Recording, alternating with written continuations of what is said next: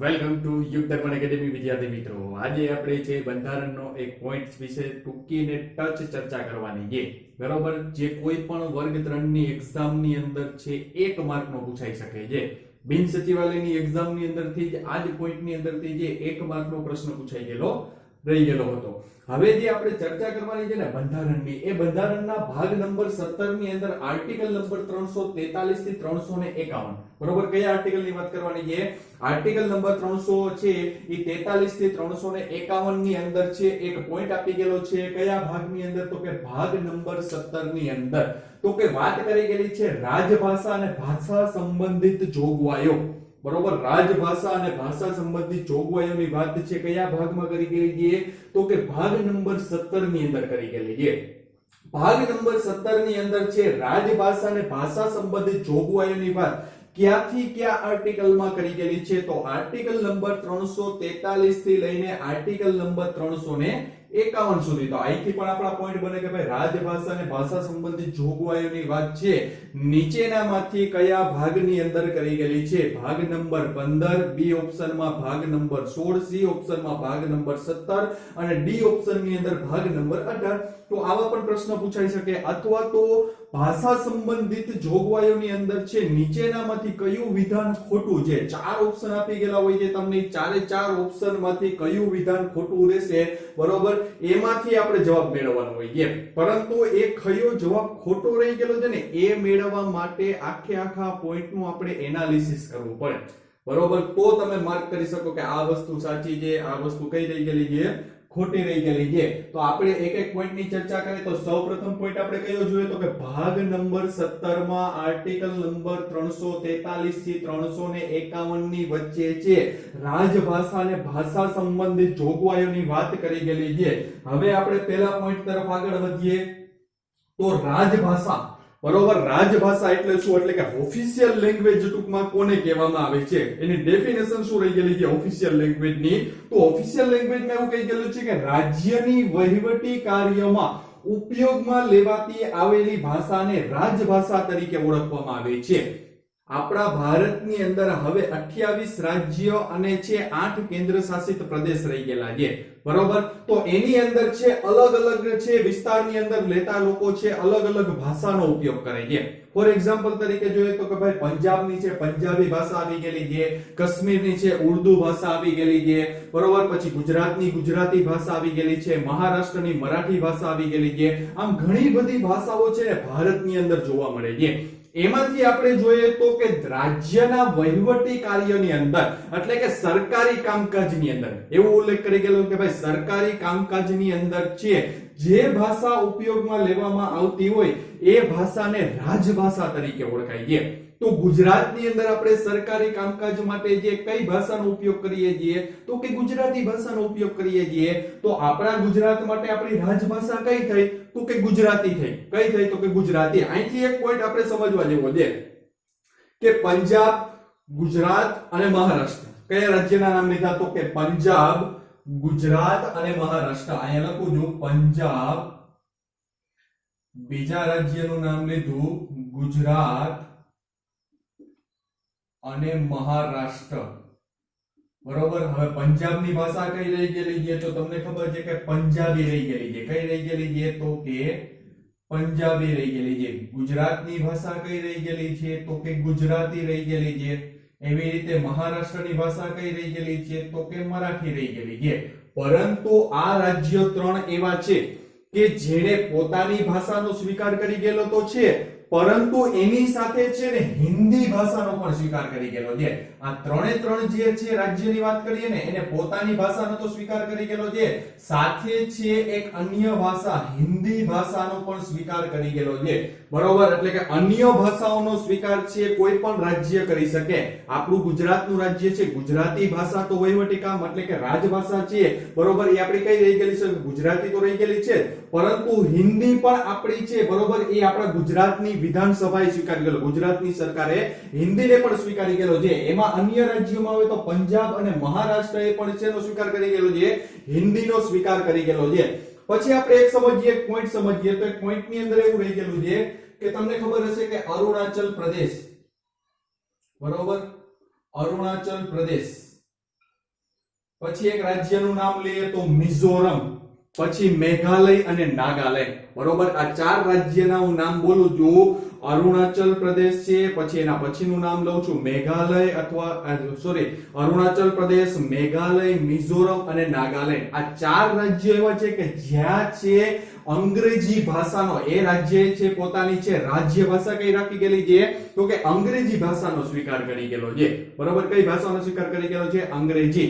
પરંતુ આપણા ભારતની અંદર છે અનુસૂચિ નંબર 8 ની અંદર જે 22 ભાષાઓ માન્ય ગણી ગયેલી છે ને, એમાં કે અંગ્રેજી ભાષા ને રાજસ્થાની ભાષાનો સ્વીકાર કરવામાં આવતો નથી. એટલે આ આપણા માટે મોસ્ટ આઈએમપી પોઈન્ટ છે, એટલે સમજી લેજો. ફરી પાછું બોલું છું, અરુણાચલ પ્રદેશ, મેઘાલય, મિઝોરમ અને નાગાલેન્ડ. બરોબર, એની ભાષા કઈ છે તો કે અંગ્રેજી ભાષા છે.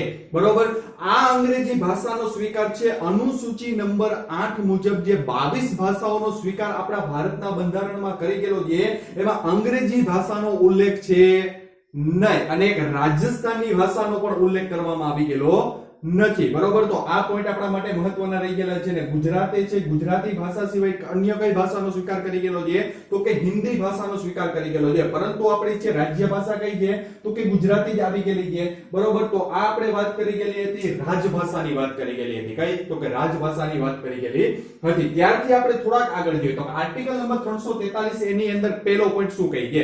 આર્ટિકલ નંબર 343 એનો છે પેટા પ્રકાર 1 શું કહી છે તો કે સંઘની રાજભાષા. બરોબર, અહીં લખી ગયેલું છે કે સંઘની રાજભાષા છે એ દેવનાગરી લિપિવાળી હિન્દી રહેશે. એટલે કે ભારતના કેન્દ્રની અંદર આવેલી જે કેન્દ્ર સરકારે જે કઈ ભાષાનો સ્વીકાર કરી ગયેલો છે તો કે કેન્દ્ર સરકારે હિન્દી ભાષાનો સ્વીકાર કરી ગયેલો છે. એટલે કે ભારતની રાજભાષા કઈ રહેશે તો કે ભારતની રાજભાષા છે હિન્દીનો સ્વીકાર કરી ગયેલો છે, જે દેવનાગરી લિપિમાંથી છે આવી ગયેલી છે. આગળ કહે છે કે બંધારણની શરૂઆતના જ્યારે 15 વર્ષ સુધી છે અંગ્રેજી ભાષાનો પ્રયોગ થયો હતો, અને જો સંસદ ઈચ્છે તો તેને ચાલુ રાખી શકે. બરોબર, એટલે આપણા જે કેન્દ્ર સરકારની અંદર જે સરકાર આવી ગયેલી છે ને, બરોબર, એને છે વહીવટી કામ માટે છે અંગ્રેજી અને હિન્દી ભાષાનો છે એ સ્વીકાર કરી ગયેલો છે. એટલે વહીવટી કામ માટે અંગ્રેજી અને છે હિન્દી ભાષા, આ બંને ભાષાઓનો એ લોકો સ્વીકાર કરી ગયેલો છે. એટલે જ અહીં કહી ગયેલું છે કે બંધારણની શરૂઆતના અહીં કહી ગયેલું છે કે બંધારણની શરૂઆતના 15 વર્ષ સુધી, એટલે જ્યારે બંધારણ લાગુ થયું એના 15 વર્ષ સુધી જે અંગ્રેજી ભાષાનો પ્રયોગ છે, અને જો સંસદ ઈચ્છે તો હજી આને ચાલુ રાખી શકે. એટલે ભાષાની અંદર છે કોઈ પણ પ્રકારનું પરિવર્તન કરવું હોય તો એ કોણ કરી શકે તો કે સંસદ હંમેશા કરી શકે. કોણ કરી શકે? સંસદ કરી શકે કે ભાઈ હિન્દીને કાઢીને હવે છે અંગ્રેજી વહીવટી ભાષા તરીકે ઉપયોગ કરવી જોઈએ, અંગ્રેજીને હિન્દીને બંનેને કાઢીને છે ઉર્દુ ભાષાનો ઉપયોગ કરવો જોઈએ, અથવા તો કોઈ પણ ભાષાનો ઉપયોગ કરવો જોઈએ. તો આવું કોણ કરી શકે? સુપ્રીમ કોર્ટ કરી શકે, હાઈકોર્ટ કરી શકે, રાષ્ટ્રપતિ કરી શકે કે સંસદ કરી શકે? તો આવો પાવર રહી ગયેલો છે સંસદ પાસે રહી ગયેલો છે. કોની પાસે રહી ગયેલો છે તો કે સંસદ પાસે રહી ગયેલો છે. આજે હિન્દી ભાષા રહી ગયેલી છે, આજે હિન્દી ભાષા રહી ગયેલી છે ને, એવું કહેવામાં આવે કે ભારતની અંદર છે 46% લોકો, બરોબર, એટલે જનસંખ્યા જે ભારતની આવી ગયેલી છે ને, એ જનસંખ્યાના 46% લોકો છે એ હિન્દી ભાષાનો પ્રયોગ કરે છે. અને અંદાજિત છે 9 રાજ્યની અંદર છે હિન્દી ભાષાનો છે બોલવાની અંદર શું થાય છે? પ્રયોગ થાય છે. એટલે કે વસ્તીની દ્રષ્ટિએ અને ભૌગોલિક દ્રષ્ટિએ, આ બંને દ્રષ્ટિએ જો સૌથી વધારે ભાષા બોલાતી હોય તો એ ભાષા કઈ છે તો કે હિન્દી ભાષા આવી ગયેલી છે. બરોબર, એટલે કે વસ્તીની દ્રષ્ટિએ અને ભૌગોલિક દ્રષ્ટિએ, ભારતનું જે ભૌગોલિક આવી ગયેલું છે બંનેની દ્રષ્ટિએ સૌથી વધારે ભાષા બોલાતી હોય અંદાજિત 46% લોકો જે હિન્દીનો બોલવાની અંદર પ્રયોગ કરે છે. એટલે કે સૌથી વધારે ભાષા કઈ બોલાય છે? ભારતની અંદર હિન્દી ભાષા બોલાય છે. ને આપણી કેન્દ્રની છે રાજભાષા પણ કઈ રહી ગયેલી છે તો કે હિન્દી રહી ગયેલી છે. પણ જ્યારે બંધારણ લાગુ થયું એના 15 વર્ષ સુધી જે અંગ્રેજી ભાષાનો પ્રયોગ કરી ગયેલો છે, અને હજી સંસદ ઈચ્છે તો એ વસ્તુ શું રાખી શકે? ચાલુ રાખી શકે છે. બરોબર, એવું જ એની અંદર કહી ગયેલું છે. હવે આગળ જોઈએ તો શું કહી ગયેલું છે? તો આગળ એવું કહી ગયેલું છે કે ભારતની, આપણે હમણાં પોઈન્ટની જે વાત કરી એક પોઈન્ટ આવી ગયેલો છે કે ભારતની તમામ ભાષાઓના જનસંખ્યા અને ભૌગોલિક વિસ્તારની દ્રષ્ટિએ સૌથી બોલાતી ભાષા એટલે કઈ છે તો કે હિન્દી છે. બરોબર, જનસંખ્યાની દ્રષ્ટિએ અને ભૌગોલિક દ્રષ્ટિએ સૌથી વધારે બોલાતી ભાષા એટલે ભારતમાં કઈ તો કે હિન્દી તરીકે સ્વીકાર કરી ગયેલો છે. હિન્દીનો છે પ્રથમ ક્રમ આવે છે. પછી 1.2 ખાલી સમજવા જેવા છે, ખાલી તમારે યાદ રાખવાના છે કે ગુજરાતી એક સાહિત્યકાર થઈ ગયા હતા જેનું નામ શું હતું? નર્મદ, કે જેનો જન્મ છે સુરતની અંદર થઈ ગયેલો હતો. બરોબર. એ જ નર્મદે સૌપ્રથમ હિન્દી ભાષાનો છે રાજભાષા બનાવવાનો શું કર્યો હતો? વિચાર કર્યો હતો.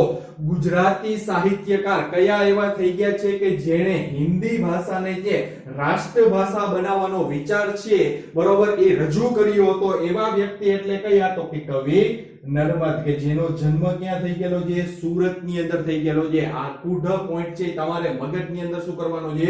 ફિટ કરવાનો છે. હજી એક વખત રિપીટ કરું છું કે કયા ગુજરાતી સાહિત્યકાર થઈ ગયા છે જેને હિન્દી ભાષાને છે બરોબર રાજભાષા તરીકે સ્વીકાર કરવાનો એવો વિચાર રજૂ કરી ગયેલો હતો? એવા વ્યક્તિ જો તમને પૂછે તો કવિ કયા આવશે? નર્મદ આવશે. એના પછી જોઈએ તો ઈસવીસન 1918 ની આજુબાજુમાં, ઈસવીસન છે 1918 ની આજુબાજુમાં શું ઘટના બને છે? તો કે બાળ ગંગાધર ટિળક અથવા તો જેને આપણે લોકમાન્ય ટિળક તરીકે ઓળખીએ છીએ એને હિન્દી ભાષાને છે રાજભાષા તરીકે જાહેર કરી હતી. નીચેનામાંથી કયા વ્યક્તિ દ્વારા છે હિન્દી ભાષાને રાજભાષા તરીકે ઈસવીસન 1918 માં જાહેર કરી હતી? બાળ ગંગાધર ટિળક અથવા તો લોકમાન્ય ટિળક તરીકે તમે કયો પણ તો પણ ચાલે. બરોબર. એટલે આ જે બે ફેક્ટ પોઈન્ટ રહી ગયેલા છે ને બરોબર એ તમારે છે મગજની અંદર ફિટ કરવાના છે. બરોબર. તો આટલા પોઈન્ટની આપણે શું કરી ગયેલી હતી? વાત કરી ગયેલી હતી. આગળ જોઈએ આપણે છે તો કે ભારત છે આઝાદ થઈ ગયો 1947 ની અંદર. પછી 1947 પછી શું બને છે તો કે ભાઈ આપણી સંઘની રાજભાષા કઈ રહેશે? તો બધાય દ્વારા નક્કી કરવામાં આવ્યું કે ભાઈ સંઘની રાજભાષા તો આપણે જે હિન્દી રાખવી છે, પરંતુ જે હિન્દી રાખવાનો વિચાર એવો હજી તો રજૂ કર્યો તો ભારતમાં છે બેન હિન્દી જેટલા રાજ્યો આવી ગયેલા હતા ને એને આંદોલન કર્યું ભાઈ હિન્દીને છે અમારે છે સ્વીકારવી નથી. એટલા માટે એક ફોર્મ્યુલા રજૂ કરવામાં આવે છે ને એ જ ફોર્મ્યુલા દ્વારા છે રાજભાષાનો છે એ પ્રયોગ કરવામાં આવે છે. તો આપણે જોઈએ તો કે મુન્શી આયંગર ફોર્મ્યુલા. બરોબર. કયું ફોર્મ્યુલા આપી ગયેલું છે તો આપણે જોઈએ તો કે મુન્શી આયંગર ફોર્મ્યુલા અંતર્ગત 14 સપ્ટેમ્બર 1949 મોસ્ટ આઈએમપી 14 સપ્ટેમ્બર 1949 ના રોજ છે હિન્દી ભાષાને બંધારણીય દરજ્જો પ્રાપ્ત થયો. હિન્દી ભાષાને બંધારણીય દરજ્જો ક્યારે પ્રાપ્ત થયો? તો 14 સપ્ટેમ્બર 1949 ના રોજ પ્રાપ્ત થયો. આ જે બંધારણીય દરજ્જો પ્રાપ્ત થયો એ કયા ફોર્મ્યુલા કયા રિપોર્ટના આધારે તૈયાર થયો હતો? તો યાદ રાખજો મુન્શી આયંગર ફોર્મ્યુલા અંતર્ગત છે 14 સપ્ટેમ્બર 1949 ના છે બરોબર એ હિન્દી ભાષાને છે બંધારણીય દરજ્જો પ્રાપ્ત થાય છે. એટલા જ માટે જે 14 સપ્ટેમ્બર જે આવી ગયેલું છે ને એ 14 સપ્ટેમ્બર ને આપણે હિન્દી દિવસ તરીકે ઉજવીએ છીએ. 14 સપ્ટેમ્બર ને કયા દિવસ તરીકે ઉજવીએ છીએ? એટલા માટે 14 સપ્ટેમ્બર ને આપણે હિન્દી દિવસ તરીકે ઉજવીએ છીએ. શું કામ એને ઉજવીએ છીએ? તો કે ભારત આઝાદ થાય છે. ભારત આઝાદ થાય છે એના પછી ભારતની છે એ રાજ્ય ભાષા ભારતની છે એ ભાષા કઈ રાખવી? તો કે હિન્દી રાખવી. હવે અન્ય રાજ્ય એનો વિરોધ કરે છે. વિરોધ કરતા કરતા છે એક ફોર્મ્યુલા તૈયાર થઈ છે મુન્શી આયંગર ફોર્મ્યુલા બરોબર જેમાં છે 14 સપ્ટેમ્બર 1950 ના રોજ હિન્દી ભાષાને જે બંધારણીય દરજ્જો પ્રાપ્ત થઈ જાય છે અને 14 સપ્ટેમ્બર ને હિન્દી દિવસ તરીકે ઉજવવામાં આવે છે. એટલે આ પણ ફોર્મ્યુલાનું નામ યાદ રાખજો. કયા ફોર્મ્યુલાનું? તો કે મુન્શી આયંગર ફોર્મ્યુલા નું નામ તમારે મગજમાં યાદ રાખવાનું છે. પછી શું થાય છે તો કે બંધારણ લાગુ ક્યારે થાય છે? તો કે 26 જાન્યુઆરી 1950. ક્યારે લાગુ થાય છે? 26 જાન્યુઆરી 1950 બરોબર. ત્યારે છે બંધારણ લાગુ થાય ને ત્યારે રાજભાષાનું સ્થાન પ્રાપ્ત કરે છે બરોબર. રાજભાષાનું સ્થાન છે હિન્દીને પ્રાપ્ત ક્યારે થઈ ગયેલું હતું? 26 જાન્યુઆરી 1950 ના રોજ પ્રાપ્ત થઈ ગયેલું હતું. એના બાદ જોઈએ તો આર્ટિકલ નંબર 343 આર્ટિકલ નંબર 343 માં શું વાત કરી ગયેલી છે? ભારતીય સંસદ દ્વારા છે રાજભાષા અધિનિયમ 1963 ખાસ મોસ્ટ આઈએમપી આર્ટિકલ નંબર 343 માં શું વાત કરી ગયેલી છે તો કે ભારતની જે સંસદ આવી ગયેલી છે ને એના દ્વારા છે રાજભાષા અધિનિયમ 1963 છે એ પસાર કરવામાં આવ્યો અને ભારતની રાજભાષા એટલે કે હિન્દી તો રહેશે પરંતુ એની સાથે વહીવટમાં છે કઈ ભાષાનો ઉપયોગ કરવામાં આવશે તો કે અંગ્રેજી ભાષાનો ઉપયોગ કરવામાં આવશે ભારતની અંદર છે હિન્દી ભાષાનો વહીવટી કામમાં ઉપયોગ કરવામાં આવશે પરંતુ એની સાથે અંગ્રેજી ભાષાનો પણ ઉપયોગ કરવામાં આવશે આવું સંસદે જે છે ખરડો પસાર અધિનિયમ પસાર કર્યો એ કયા વર્ષમાં કર્યો હતો તો 1963 કયા આર્ટિકલ મુજબ છે હિન્દી અને છે અંગ્રેજી ભાષાનો રાજ્ય અથવા તો વહીવટી છે એ ઉપયોગ કરી શકાય કામકાજ માટે તો આર્ટિકલ નંબર કયો આવશે 343 એટલે આખું છે વાક્ય છે એ તમારે યાદ રાખવાનું છે ફરી પાછો બોલું છું અનુચ્છેદ 343 શું કહે છે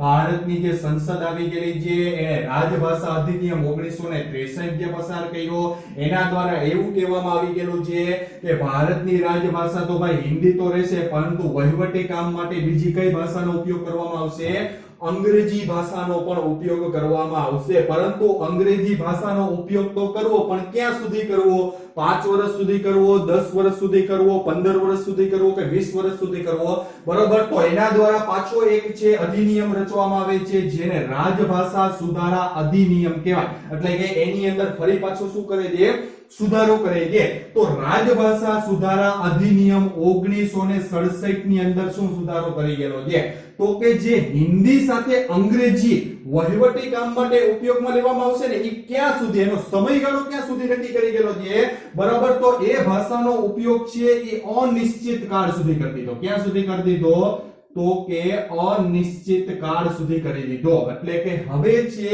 રાજભાષા સુધારા અધિનિયમ 1967 માં સંસદે શું કરી નાખ્યું તો કે ભાઈ હિન્દી તો વહીવટી કામ માટે ઉપયોગમાં લેવાશે પરંતુ હવે અંગ્રેજી છે એ કેટલા વર્ષ સુધી તો કે અનિશ્ચિત કાળ સુધી આવો કયો અધિનિયમ આપી ગયો છે તો કે રાજભાષા સુધારા અધિનિયમ 1967 માં બનાવી દેવામાં આવ્યો હવે છે આ જે રાજભાષાઓ આવી ગયેલી છે એના માટેની એક આયોગની રચના થઈ છે તો એના આયોગની રચના થાય છે તો એના અધ્યક્ષ તેના સભ્યોની નિમણૂક કોના દ્વારા કરવામાં આવે છે એ આપણા માટે મહત્વનું છે તો રાજભાષા આયોગ અહીંયા લખી ગયેલું છે રાજભાષા આયોગની છે એ કેમાં વાત કરી ગયેલી છે આર્ટિકલ નંબર 344 ની અંદર વાત કરી ગયેલી છે રાજભાષા આયોગની વાત ક્યાં કરી ગયેલી છે આર્ટિકલ નંબર 344 માં વાત કરી ગયેલી છે હવે એનું બંધારણ શું હોય છે કેટલા સભ્યો રહેશે કેટલા અધ્યક્ષ રહેશે બરોબર તો એની વાત કેમાં કરી ગયેલી છે આર્ટિકલ નંબર 344 તો કે ભાઈ એનું બંધારણ છે આવા પ્રકારનું કહી છે 1 છે 22 કેટલું રહેશે 1 + 22 એટલે કે એક છે મુખ્ય અધ્યક્ષ રહેશે અને એની સાથે છે 22 બરોબર જે 22 અન્ય સભ્યો જોડાઈ ગયેલા હશે હવે વર્તમાન સમયમાં ભારતના બંધારણમાં અનુસૂચિ નંબર 8 મુજબ કેટલી ભાષાઓ સ્વીકાર કરવામાં આવી ગયેલી છે તો કે 22 તો આ 22 ના સભ્યો એમાં જોડાઈ ગયેલા રહેશે બરોબર એટલે કે એક અધ્યક્ષ હશે બાકીના અન્ય છે અલગ છે ભાષાઓના છે સભ્યો એમાં જોડાઈ ગયેલા હશે અને આની નિમણૂક છે કોના દ્વારા કરવામાં આવે છે તો કે રાષ્ટ્રપતિ દ્વારા કરવામાં આવે છે આની નિમણૂક કોના દ્વારા કરવામાં આવે છે રાષ્ટ્રપતિ દ્વારા કરવામાં આવે છે અને આનો સમયગાળો કેટલો રહેશે તો દર 10 વર્ષે છે રાષ્ટ્રપતિ દ્વારા છે આ લોકોની શું કરવામાં આવે છે નિમણૂક કરવામાં આવે છે તો રાજભાષા આયોગ આર્ટિકલ નંબર 344 માં રાજભાષા આયોગમાં છે રાષ્ટ્રપતિ દ્વારા છે બરોબર એના લોકોની નિમણૂક કરવામાં આવે છે બંધારણ શું રહેશે તો કે 1 + 22 શું કામ એને રહેશે તો કે ભારતની અંદર છે અત્યારે મૂળ છે ભાષાઓનો કેટલો સ્વીકાર કરી ગયેલો છે તો કે 22 ભાષાઓનો સ્વીકાર કરી ગયેલો છે એટલે કે અહીંયા 22 સભ્યો એના હશે ને એક કેવા હશે અધ્યક્ષ હશે આની નિમણૂક છે દર 10 વર્ષે છે રાષ્ટ્રપતિ દ્વારા કરવામાં આવતી હોય છે એટલે વસ્તી ગણતરી છે દર 10 વર્ષે થાય છે એવી રીતે પણ તમે યાદ રાખી શકો છો બરોબર હવે આગળ જોઈએ તો શું વાત કરી ગયેલી છે તો પ્રથમ છે રાજભાષા આયોગ સૌથી મોસ્ટ આઈએમપી છે આપણા માટે પ્રથમ છે રાજભાષા આયોગની સ્થાપના જે 1965 આ પૂછાઈ ગયેલો પ્રશ્ન છે એટલે મગજમાં યાદ રાખજો બરોબર પ્રથમ રાજભાષા આયોગની સ્થાપના 1965 માં બાળ ગંગાધર ખેર આ આઈએમપી છે આપણા માટેના બાળ ગંગાધર ખેરની અધ્યક્ષતામાં કરવામાં આવી ગયેલી હતી પ્રથમ રાજભાષા આયોગની સ્થાપના જે 1965 માં બાળ ગંગાધર ખેરની અધ્યક્ષતામાં કરવામાં આવી ગયેલી હતી, બરોબર. રાજભાષા આયોગ છે એની નિમણૂક કોના દ્વારા કરવામાં આવે? અધ્યક્ષ ને સભ્યોને, તો કે રાષ્ટ્રપતિ દ્વારા. સમયગાળો કેટલો રહેશે? દર 10 વર્ષે છે એ લોકોની નિમણૂક કરવામાં આવશે. બંધારણ શું રહેશે? તો કે બંધારણ રહેશે 1+22 નું, બરોબર. પ્રથમ રાજભાષા આયોગની સ્થાપના 1965 માં બાળ ગંગાધર ખેડની અધ્યક્ષતામાં કરવામાં આવી ગયેલી હતી. એટલે સાલ અને નામ બંને આપણા માટે કેવું રહી ગયેલું છે? મહત્વનું રહી ગયેલું છે, કારણ કે ક્લાસ 3 લેવલની અંદર આવા છે હવે થોડા ઘણા અઘરા પ્રશ્નો હવે પૂછાય શકે, બરોબર. એટલે આપણે યાદ રાખી લેવાનું. હવે સંસદીય સમિતિની વાત કરીએ, બરોબર. સંસદીય સમિતિ, તો સંસદીય સમિતિ કઈ રીતે બને? સંસદીય સમિતિની અંદર જે લોકો આવે છે ને, બરોબર, એની નિમણૂક રાષ્ટ્રપતિ દ્વારા નથી કરવામાં આવતી, પરંતુ આજે આવી ગયેલું છે ને રાજભાષા આયોગ, એની અંદર જે સભ્યો અધ્યક્ષ હોય છે ને એની નિમણૂક રાષ્ટ્રપતિ દ્વારા કરવામાં આવે છે. પરંતુ સંસદીય સમિતિ હવે શું હશે? તો કે સંસદીય સમિતિની અંદર લોકસભાના સભ્યો હશે અને રાજ્યસભાના પણ સભ્યો આવી ગયેલા હશે. તો તમને એવું પૂછે ભાઈ કે ભાઈ રાજ્ય ભાષા આયોગ છે, રાજ્ય ભાષા માટે જે સંસદીય સમિતિ બને છે એમાં લોકસભાના કેટલા સભ્યો હોય? એટલે પહેલો પોઈન્ટ તો અહીંથી પૂછાઈ શકે, બરોબર. જે આપણા માટે જે રાજભાષા છે સમિતિ બનાવવામાં આવે છે એમાં લોકસભાના કુલ કેટલા સભ્યો હોય? તો લોકસભાના છે 20 સભ્યો હોય છે. કેટલા સભ્યો હોય છે? 20 સભ્યો હોય છે. અને રાજ્યસભાના 10 સભ્યો હોય છે. રાજ્યસભાના કેટલા હોય છે? 10 સભ્યો હોય છે. આમ કુલ કેટલા સભ્યો હોય? તો કુલ છે 30 સભ્યો હોય છે. રાજભાષા છે જે સમિતિ, સંસદીય સમિતિ બને છે ને એમાં જે એમપી આવી ગયેલા હોય છે, લોકસભાના એમપી આવી ગયેલા હોય છે અને રાજ્યસભાના એમપી આવી ગયેલા હોય છે. પરંતુ તમને એવું પૂછે કે ભાઈ લોકસભાના કેટલા સભ્યો હોય? તો કે 20. રાજ્યસભાના કેટલા હોય છે? તો કે 10 હોય છે. કુલ કેટલા મળીને થાય છે? તો કે 30 સભ્યો થાય છે. કેટલા સભ્યો થાય છે? 30 સભ્યો થાય છે. આ લોકોની છે એ સંસદની અંદર ચૂંટણી થાય છે, બરોબર. આ લોકો જે 30 લોકો આવી ગયેલા છે ને એની કોઈ રાષ્ટ્રપતિ દ્વારા નિમણૂક કરવામાં નથી આવતી, એ લોકોની ચૂંટણી થાય છે.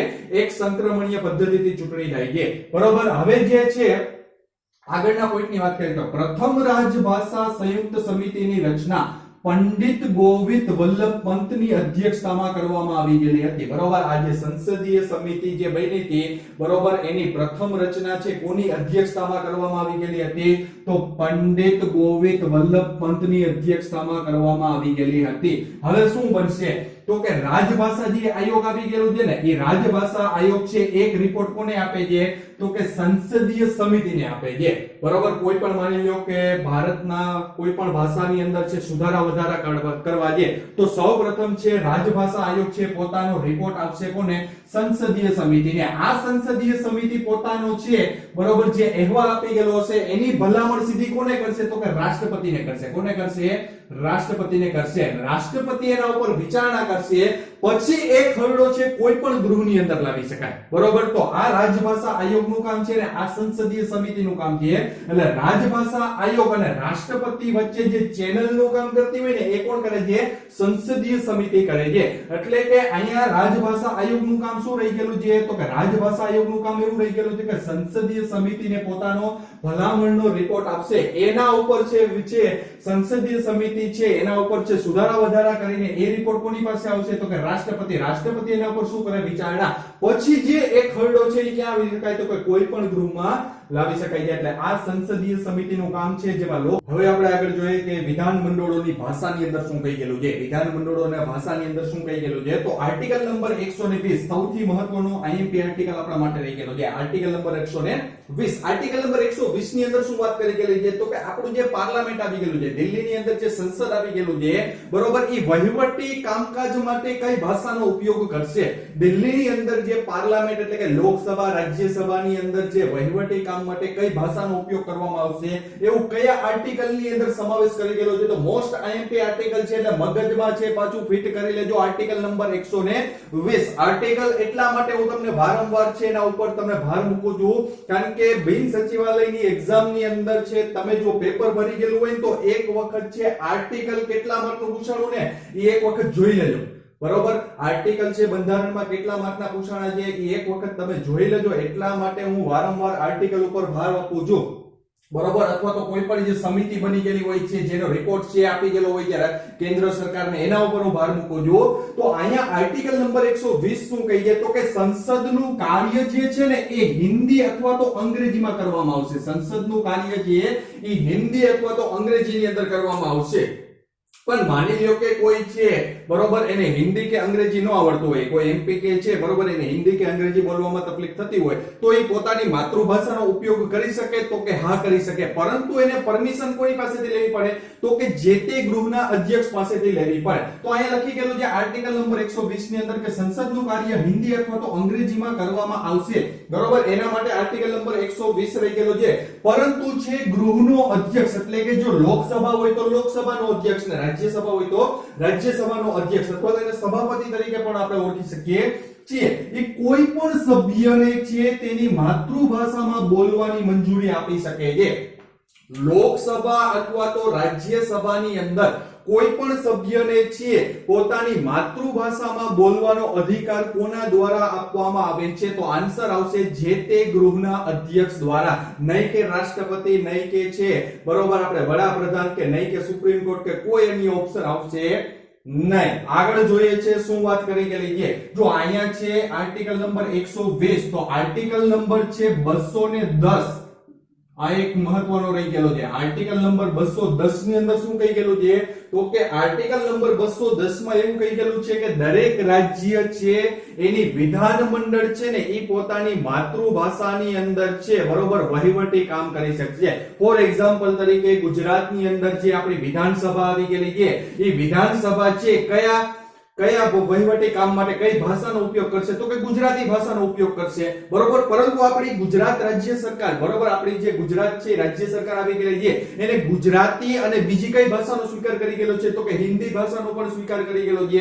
એટલે હિન્દીમાં બોલવું હોય તોય ચાલે ને ગુજરાતીમાં બોલવું હોય તોય ચાલે. એવું કયા આર્ટિકલ ની અંદર કહી ગયેલું છે? તો કે આર્ટિકલ નંબર 210 દરેક રાજ્યની વિધાનસભાની છે ભાષા અંગેની જોગવાઈ કરી ગયેલી છે, બરોબર. 210 માં દરેક રાજ્યની વિધાનસભાની છે ભાષા અંગે છે, અને આર્ટિકલ નંબર 120 માં સંસદનું છે હિન્દી અને અંગ્રેજીમાં છે બરોબર એ વહીવટી કાર્ય કરવામાં આવશે. દરેક રાજ્ય માટે કેમાં વાત કરી ગયેલી છે? Article number 210. આગળ આપણે વાત કરી કે પ્રાદેશિક ભાષાઓ. તો પ્રાદેશિક ભાષાઓ માટેનો આર્ટિકલ રહી ગયેલો છે આર્ટિકલ નંબર 345. કયો આર્ટિકલ રહી ગયેલો છે? આર્ટિકલ નંબર છે 345 નંબરનો આર્ટિકલ રહી ગયેલો છે કે પ્રત્યેક રાજ્ય માટે છે રાજભાષાની જોગવાઈ. ફોર એક્ઝામ્પલ તરીકે મેં તમને કીધું કે ગુજરાત માટે ગુજરાતી અને હિન્દી, પંજાબ માટે પંજાબી અને હિન્દી, મહારાષ્ટ્ર માટે છે મરાઠી અને હિન્દી, બરોબર. અરુણાચલ પ્રદેશ માટે જે પોતાની ભાષા છે અંગ્રેજી રાખી ગયેલી છે, નાગાલેન્ડ માટે છે અંગ્રેજી રાખી ગયેલી છે, કાશ્મીર માટે ઉર્દુ રાખી ગયેલી છે, બરોબર. તો આવી ઘણી બધી ભાષાઓ છે એ પોતાના રાજ્ય માટેની રાજભાષા છે. એવું કયા આર્ટિકલ ની અંદર કહી ગયેલું છે? આર્ટિકલ નંબર 345 ની અંદર આવી જોગવાઈ કરી ગયેલી છે. અને એના પછી જોઈએ તો આર્ટિકલ નંબર 351, આ પણ છે આપણા માટે છે મોસ્ટ આઈએમપી આર્ટિકલ રહી ગયેલો છે. આર્ટિકલ નંબર 351 છે આપણા માટે મોસ્ટ આઈએમપી આર્ટિકલ રહી ગયેલો છે. એની અંદર એવું કીધું કે કેન્દ્ર સરકાર જે સંઘની સરકાર રહી ગયેલી છે ને, એ હિન્દી ભાષાનો પ્રચાર અને પ્રસાર કરશે, એટલે કે એનો વિકાસ કરવામાં છે કેન્દ્ર સરકાર સૌથી મહત્વની ભૂમિકા ભજવશે. આવું કયા આર્ટિકલમાં છે? આર્ટિકલ નંબર 351 ની અંદર એવું કહી ગયેલું છે કે સંઘ અને કેન્દ્ર સરકાર છે હિન્દી ભાષાનો પ્રસાર વધારશે અને તેનો વિકાસ કરશે. મોસ્ટ આઈએમપી આર્ટિકલ નંબર 351 ની અંદર છે આવી